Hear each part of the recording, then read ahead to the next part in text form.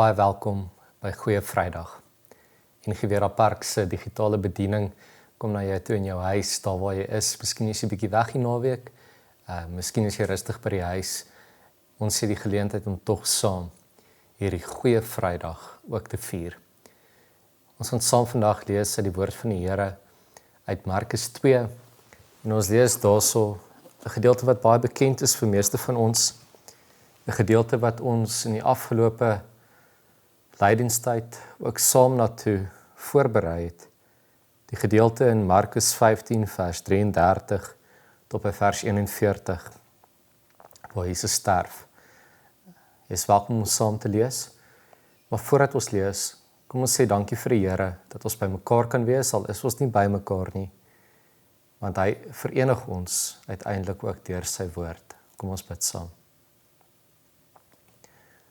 Liefdevolle God, ons dankie dat ons by mekaar kan wees, al is ons ver van mekaar af. Want dit is u woord wat ons by mekaar bring. Here, ons kom vandag by mekaar om herinner te word aan die grootheid van u liefde. Dat u u lewe gegee het, sodat ons vry kan wees. Waar ons dit vandag saam onthou, gee dat ons lewens sal sien aan die lig van die kruis. En ons dankie vir die woord, wat ons herinner daaraan, en waar ons nou saam daaruit gaan lees. Gee Here dat ons sal teruggevat word in die gees, na hierdie groot oomblik wat die wêreld verander het. Amen. Toe die 6de uur aanbreek, het dit oor die hele aarde donker geword, tot die 9de uur toe. Op die 9de uur het Jesus met 'n harde stem uitgeroep, Eloi, Eloi, lema sabachthani, wat as dit vertaal word beteken, my God, waarom het u my verlaat? Toe sommige van die omstanders dit hoor, sê hulle, kyk, hy roep Elia.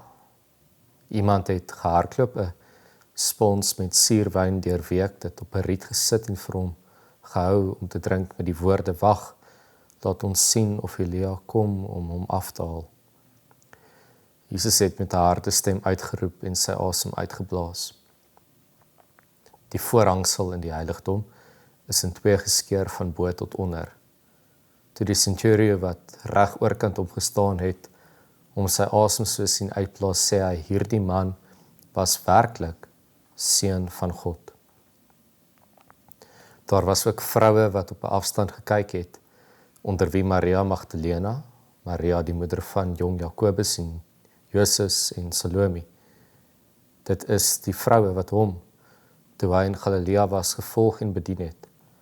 Baie ander vroue wat saam met hom na Jerusalem gegaan het, was ook daar. Vir mense wat gastehuise het, wat vakansieoorde bestuur, is dit ook 'n belangrike tyd. Dit is 'n tyd waar hulle opbrengs maak. So vir verskillende mense het hierdie dag verskillende betekenis. Maar tog is dit 'n dag wat reg oor die wêreld gevier word. En dit is interessant dat ons praat van 'n Goeie Vrydag. Want wat hierna gebeur het, was goed gewees vir die hele mensdom. Dit was goed vir almal van ons.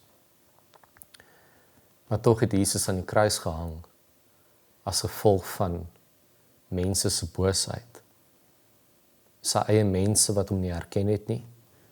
Sy eie mense wat hom verraai het. Sy eie mense wat hom veroordeel het en hom aan 'n kruis gehang het, hom beskuldig en bespot het en hom doodgemaak het. En ons kyk terug vandag na 2000 jaar, meer as 2000 jaar. Ons kyk terug na hierdie groot oomblik toe. Mense dra kruise om hulle nekke in die vorm van hangertjies. Ons maak juwele uit hierdie kruis uit. En dis 'n simbool wat vandag veronderstel is om vir ons groot hoop te gee en te doen. Dit gee hoop vir mense. Ons sien dit in kerke en ons weet wat dit beteken. Ons sien dit aan die bokant van party berge. Ons sien dit op grafte as 'n teken van hoop. Maar 'n kruis was in daardie tyd die grootste teken van vernedering. Dit is 'n teken gewees van mense wat skuldig is. En Jesus hang aan die kruis en hy kom tot sterwe. En alhoewel ons vandag dalk hartseer is wanneer ons hierdie storie lees, die God vir wie ons lief is om te sien hoe hy in sy menslikheid gelei het, is vir ons moeilik. Dit is 'n gedeelte wat ons dalk vermy om te lees in ons Bybels deur die loop van die jaar. Dit is 'n gedeelte waarin ons dalk, as ons dit sien, dat dit ons ongemaklik voel. Maar tog weet ons, na 3 dae het hy opgestaan. Ons kan uitsien na Sondag, wanneer ons Paasfees vier, Opstandingssondag. Maar wat hier gebeur het, die feit dat Jesus nie homself gered het aan die kruis nie, dat hy gehoorsaam was tot in die dood, het hierdie teken van vernedering omskep in 'n teken van hoop. 'n Teken waarna ek en jy kan kyk en kan onthou, maar Jesus het gelei vir my en jou sondes, sodat ons in vryheid kan leef. Iets van die centurio, die wag wat daar gestaan het, wie se oë oopgegaan het en iemand wat sy geloof bely het toe Jesus sterf. Toe hy sien, maar hierdie man is nie hierso om homself te red nie, toe sien hy, maar is God. En hy bely daar sy geloof vir Jesus wat aan die kruis hang.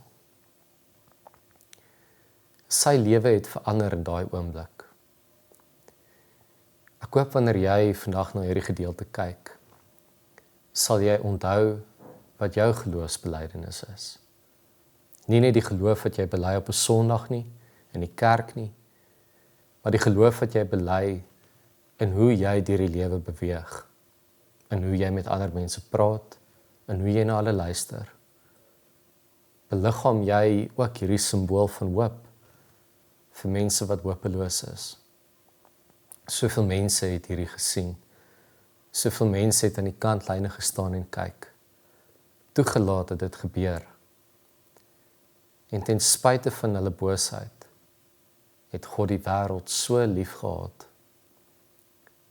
dat hy ten spyte daarvan vir hulle gesterf het, sodat hulle kan leef. En ons weet ons deel in die oorwinning, ons weet die storie eindig nie hier nie. Ons weet, ons kan saam met Jesus opstaan.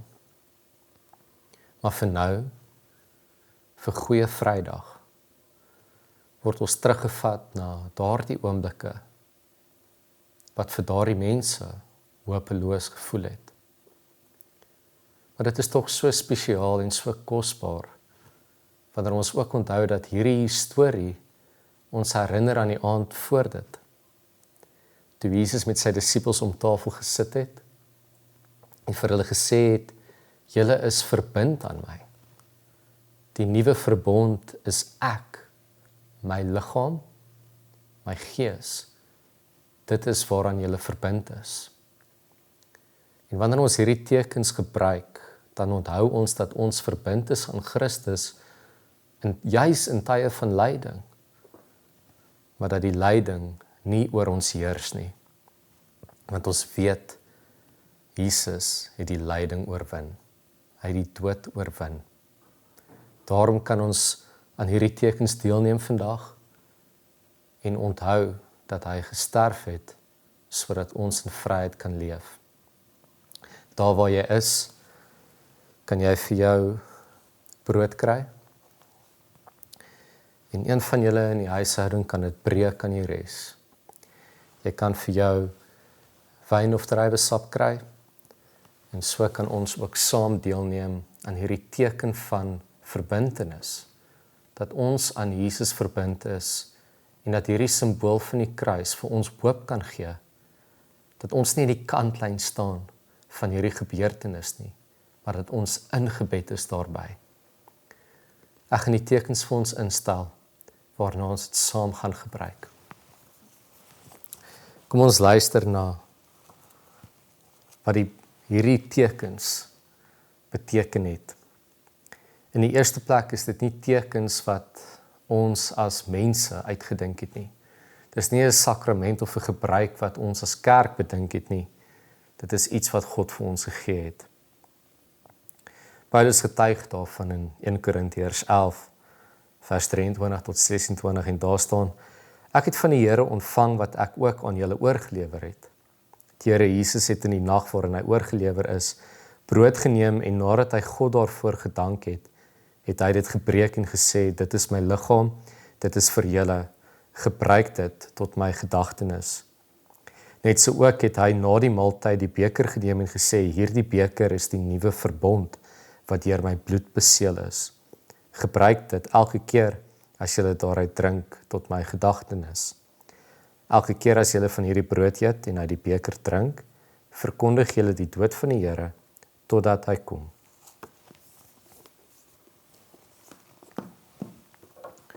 Die brood wat ons breek,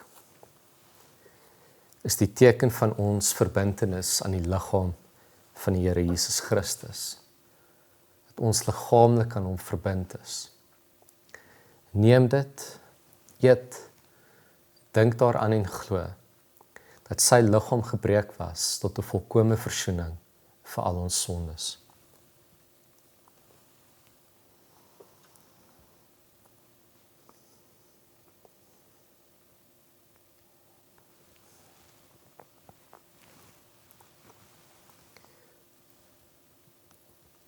Die beker van danksegging is die teken van ons verbintenis aan die bloed van die Here Jesus Christus.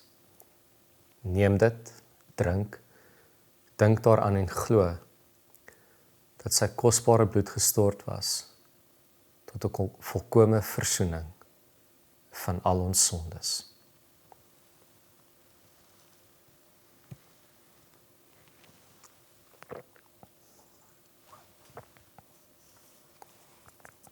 Kom ons bid saam. Ons Vader wat in die hemel is, laat U naam geheilig word, laat U koninkryk kom. Laat U wil ook op die aarde geskied, net soos in die hemel. Gee ons vandag ons daaglikse brood en vergeef ons ons oortredinge, soos ons ook die vergewe wat teen ons oortree. En laat ons nie in versoeking kom nie, maar verlos ons van die bose, want aan U behoort die koninkryk en die krag en die heerlikheid tot in ewigheid. Amen.